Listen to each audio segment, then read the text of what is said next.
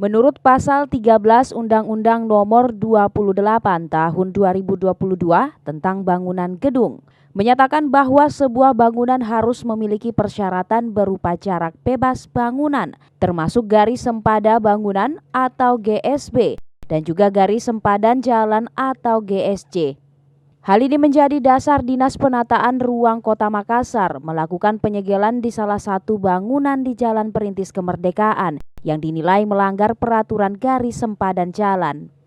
Kepala Bidang Pengawasan dan Penindakan Distaru Makassar, Andi Muhajir mengatakan, bangunan semi permanen yang berdiri di sempadan di Jalan Perintis Kemerdekaan berukuran kurang lebih 20 meter tersebut dinilai melanggar roylen jalan. Sehingga berdasarkan prosedur pengawasan bangunan, pihak Dinas Penataan Ruang memberikan peringatan berupa teguran tertulis, namun tidak diindahkan, sehingga Distaru Makassar melakukan penyegelan berdasarkan surat keputusan Dinas Penataan Ruang Kota Makassar.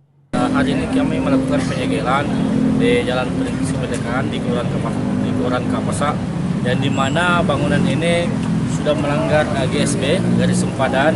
Jadi kami sudah melakukan penyegelan ini sesuai dengan SOP yang kami terapkan sebelumnya, yang dimana terdiri dari teguran pertama, kedua, dan ketiga ini terakhir berupa penyegelan. Karena terus terang kami ini sudah melakukan teguran di awal, tetapi pemilik bangunan tidak mengindahkan teguran kami. Makanya kami melakukan tahapan sampai ke tahapan penyegelan. Jadi kami memberikan batas waktu 7 hari sampai dia melakukan pembongkaran sendiri. Apabila tidak diindahkan, maka kami akan melakukan pembongkaran dengan melalui SK dari wali kota ataupun dari kepala dinas.